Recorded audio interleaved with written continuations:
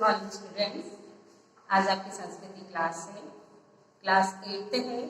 संस्कृत का 4th chapter आपको पढ़ाया जा रहा है, जिसको संस्कृत में चतुर्थ पाठ कहते हैं और पाठ का नाम है नीति श्लोक। नीति श्लोक वो होते हैं जो हमें संस्कार देते हैं, इनको नीति श्लोक कहा जाता है। हिंदी भी अनुवाद है इसका, संस्कृत में भी है। अर्थगमो नित्यम रोगिता च प्रिया च भार्या प्रिय बांधनी च वर्ष च सच्चा पुत्रो अर्थकरी च विद्या षष्ठ जीव लोकस्य सुखानी राजा। इसका अर्थ है, इसका हिंदी में अनुवाद है कि हे राजन, इस संसार के लोगों के लिए 6 प्रकार के सुख हैं। नंबर 1, नित्य धन का आगमन, यानी कि आय का स्रोत हमारे पास होना चाहिए।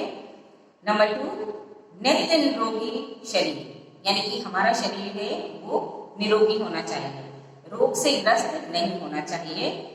3rd नंबर पर आता है अतिशय प्रेम करने वाली, यानी कि जो हमारे घर में लेडीज हो, बहन हो, माँ हो, पत्नी हो, भार्या हो, कोई भी हो, वो अत्यधिक प्रेम करने वाली हो, हमेशा प्यार से बोलने वाली हो, मीठा बोलने वाली हो। नंबर 4 आता है मीठा बोलने वाली धर्म पत्नी हो, घर में मीठा बोलने वाली धर्म पत्नी हो। 5th नंबर पर आज्ञा पालक पुत्र और धर्म, अर्थ, काम और मोक्ष, इन चारों पुरुषार्थ को देने वाली विद्या हमारे पास होना जरूरी है। ये 6 ना होने से जन्म व्यर्थ कहलाता है, यानी कि हमारे पास 6 चीजें ना हो तो हमारा जन्म व्यर्थ कहलाता है। हमारे यहाँ हम लोग में जो अपन लोग हैं उनमें ये अंदर गुण होना चाहिए कि हम जैसे हैं उससे अच्छा सामने वाला है, ऐसा हमें सोचना चाहिए। तो इसका तो ये था आपका अर्थ। अब आता है आपका 2nd नंबर पर जो दोहा है, नीति श्लोक है, जिसको श्लोक कहते हैं, वो संस्कृत में है अयुक्तः स्वामिनो युक्तः नीचस्य ईश्वरम अमृतहम रहा विमृत्यः वे शंकराभूषणम। बहुत अच्छा नीति श्लोक है ये।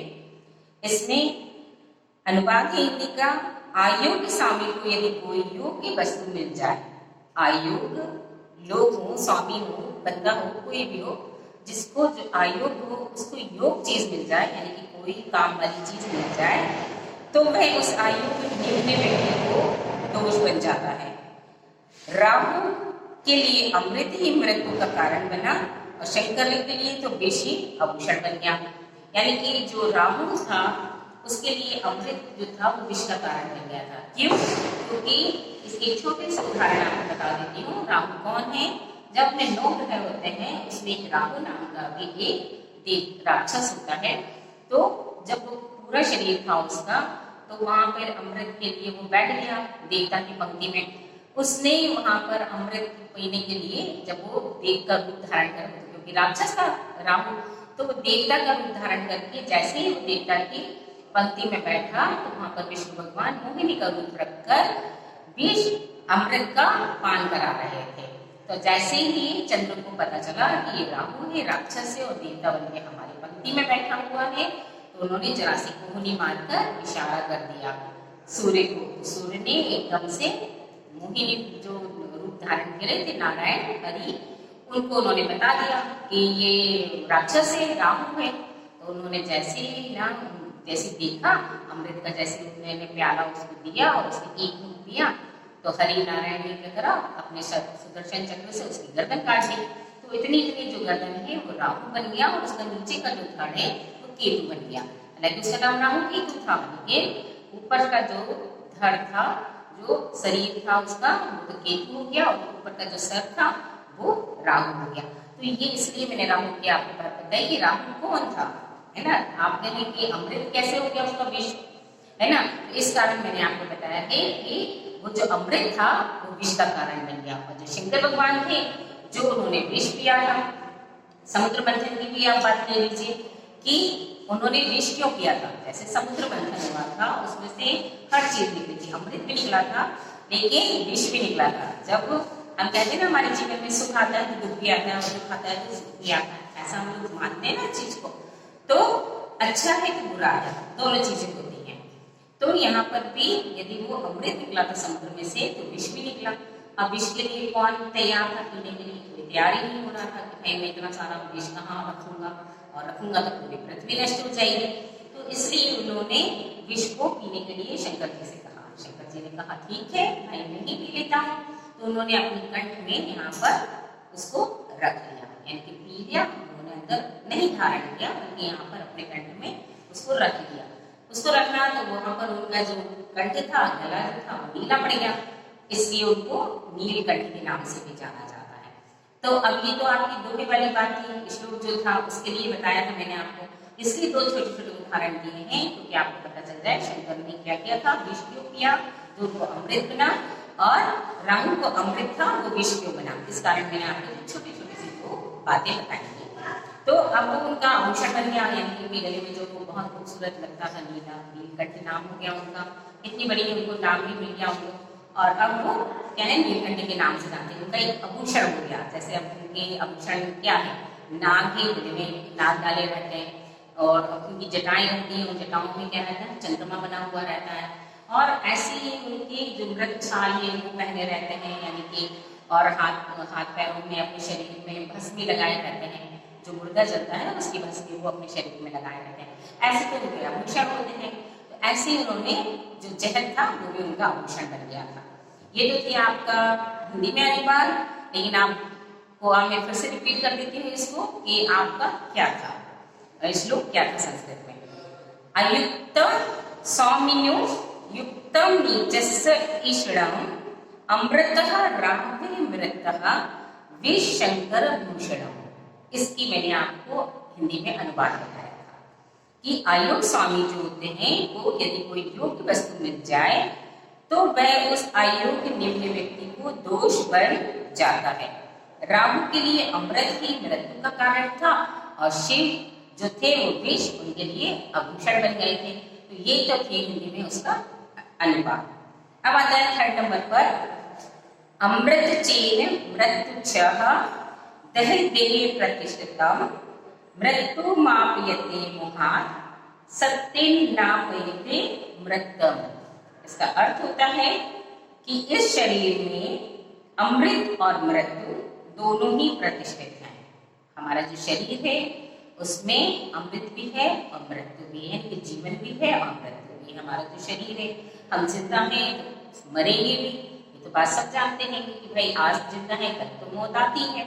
तो हमारा जो शरीर है उसमें अमृत भी है और मृत्यु भी है, दोनों चीजें हमारे शरीर में मौजूद है, प्रतिष्ठित है।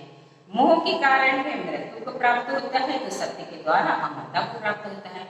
बहुत अच्छा श्लोक है ये कि मोह होता है हमारे पास, जो मोह होता है कि हम ये भी चीज ले लें, वो भी चीज ले लें, ये भी रख लें, वो भी रख लें, हम यहाँ भी घूम लें, अच्छे अच्छे कपड़े भी पहन लें, खा भी लें, और हमारे पास बहुत सारी गाड़ियाँ, बंगले, पैसा, हर चीज हमारे पास है। ये हमारा मोह होता है। तो इसमें उन्होंने कहा है कि जो मोह होता है वो कैसा होता है, मृत्यु के समान होता है, जो मृत्यु को प्राप्त करता है।